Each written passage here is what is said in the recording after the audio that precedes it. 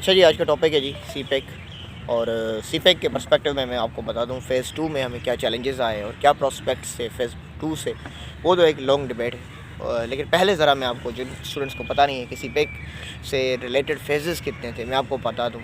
تو جی سی پیک کے 3 فیزز تھے، ٹھیک ہے، ایک جو فیز 1 تھا، ایک فیز 2 اور فیز 3۔ اب اس فیز 1 کو ہم جو کہتے ہیں جی، یہ فیز 1 جو تھا جس میں موسٹلی انرجی اور انفراسٹرکچر کے پروجیکٹس پر کام کیا گیا، ٹھیک ہے، انرجی انفراسٹرکچر، یعنی اس کو بچھانے والا جو کہتے ہیں نا، پہلا فیز۔ سیکنڈ فیز جو ہے جی، اس کا ٹینیور جی 2015 سے 2020 تک تھا، پہلے فیز کا۔ دوسرا جو فیز ہے جس کا پیریڈ جو ہے 2020 سے 2025 کا ہے، یہ ساتھ ساتھ لکھتے جائیں میرے، اس کو کہتے ہیں جی، اس کو کہتے ہیں مڈ ٹرم فیز۔ اس کے اندر بہت سارے جو ہے ہمیں کوپریشن نظر آتے ہیں پاکستان اور چائنا کے بیچ میں، جو کہ کوپریشنس ہمیں جو ہے جی ٹیکنالوجی کے ڈومین میں، ہمیں جو ہے سائنس کے ڈومین میں، ہمیں ایگریکلچر کے ڈومین میں، ہمیں ڈیولپمنٹ کے ڈومین میں، اور پھر اس طرح کے انڈسٹریل جو ہے جی اکانومک زونز، اور پھر جو ہے پیپل سینٹرک اپروچ پروجیکٹس جو ہے کلچرل ایکسپینشن اس کے اندر نظر آتی ہے۔ یہ تیسرا جو پروجیکٹ ہے جس کو ہم کہتے ہیں لانگ ٹرم پروجیکٹ، جو کہ 2026 سے 2030 کا ہے، جو کہ ابھی تک اسٹارٹ نہیں ہوا۔ تو جی اس فیز 2 کے اندر ہم ذرا اس کی کیا پراسپیکٹس ہے کہ فیز 2 پاکستان کے اندر کیا پراسپیکٹس لے کر آئے گا 2020 سے 2025 والا۔ اس کے اندر ہم بات کریں تو بات کی جا رہی تھی کہ جو پاکستان کی فورن ڈائریکٹ انویسٹمنٹ ہے وہ انکریز ہوگی، پہلے نمبر پہ ایف ڈی آئی۔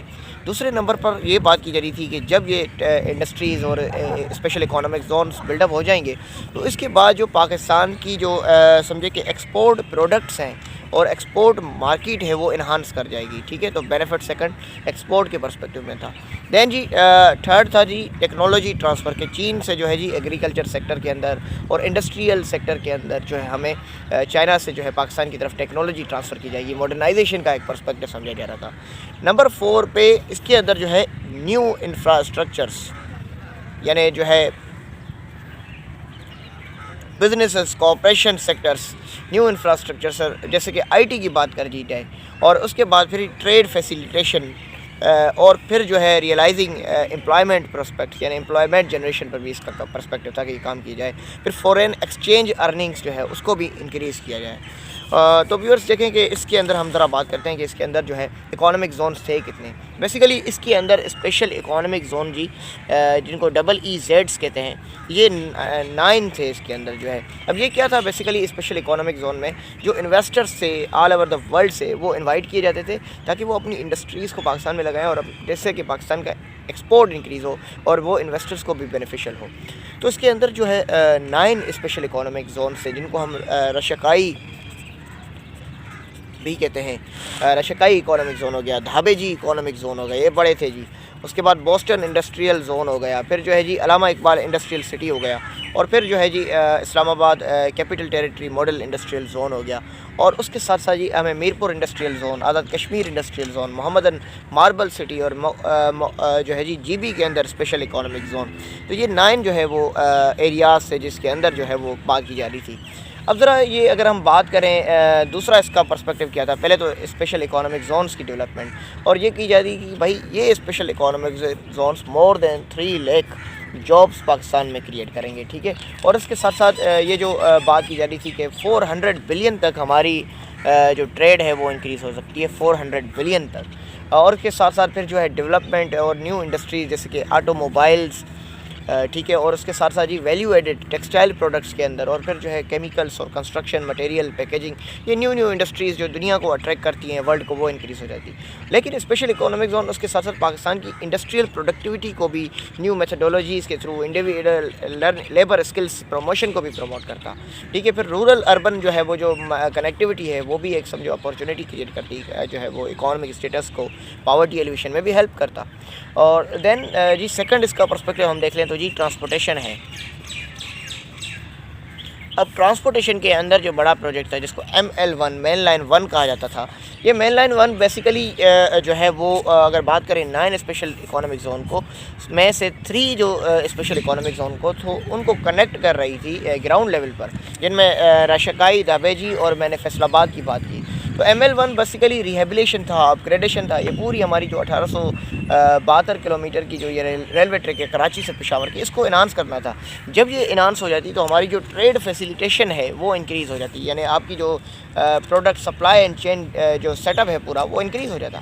ٹھیک ہے. تو اس کے ساتھ ساتھ پھر جو ہے China Pakistan free trade agreement بھی اس کے اندر جو ہے وہ بات کی جا رہی تھی. اور پھر ایگریکلچر سیکٹر میں ماڈرن مشینریز، ماڈرن جیسے ہائیبریڈ سیڈز کا کام، اور agro industry, modern mechanical farming جیسے پرسپیکٹیو کا ذکر کیا گیا تھا. لیکن اس کے اندر چیلنجز کیا تھے؟ اس کے اندر بہت سارے پاکستان کو چیلنجز نظر آئے. جیسے کہ ہم بات کرتے ہیں کہ انسٹیٹیوشنل ورک جو ہے فریم ورک وہ کمپلیٹ نہیں تھا، بیوروکریسی اتنی اسٹیبل نہیں رہی ہماری، اسی وجہ سے ہمارا سیکنڈ فیز بہت ہی جو ہے وہ ایشو رہا.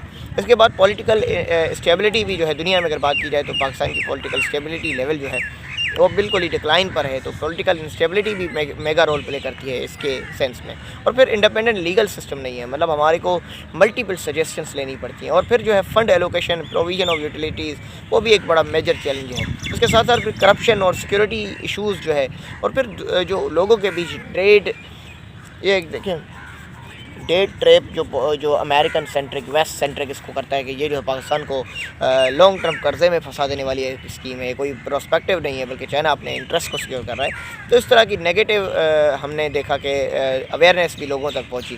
اس کے بعد پھر ہم اگر بات کریں اس کے اندر ارریگولیرٹیز ہیں، کوئی $1.8 بلین کی جو ہے ارریگولیرٹیز کے سینس میں جو ہے وہ کہتے ہیں کہ جو پاور سیکٹر کمپنیز ہیں موسٹلی 16 فرمز نے کوئی $2 بلین تک جو ہے وہ اس کے اندر کرپشن کی ہے. تو یعنی پھر اس کے علاوہ ہم دیکھتے ہیں کہ اس کے اندر BRI اوور آل سیکورٹی سمجھے کہ ایک کا شکار ہے. 6 کوریڈورز جو ہیں اس کے 6 کوریڈور پورے BRI کے، اس میں سے ایک جو ہے کوریڈور CPEC ہے. تو 6 کوریڈور میں ٹیررزم رائزنگ ہے، پولیٹیکل انسٹیبلٹی ہے، نان اسٹیٹ ایکٹرس ہیں، اور پھر جو انڈین اور ویسٹ کی جو لوبنگ ہے وہ ایک بڑا رول پلے کرتی ہے اس کو ڈیمنٹلائز کرنے میں. تو اس کے لیے سولوشنز کیا ہے؟ سب سے پہلے جو پاکستان کو پوٹینشیل CPEC کی ہیں اس کو میگزیمائز کرنا ہوگا، یعنی ڈیولپمنٹ آف انسٹیٹیوشن کی ضرورت ہے. ری اسٹرکچر کرنا پڑے گا ہمیں، لیگل فریم ورک کو، لا اینڈ آرڈر کو، سیکورٹی کو، پولیٹیکل اسٹیبلٹی کو پروموٹ کرنا پڑے گا. ٹھیک ہے.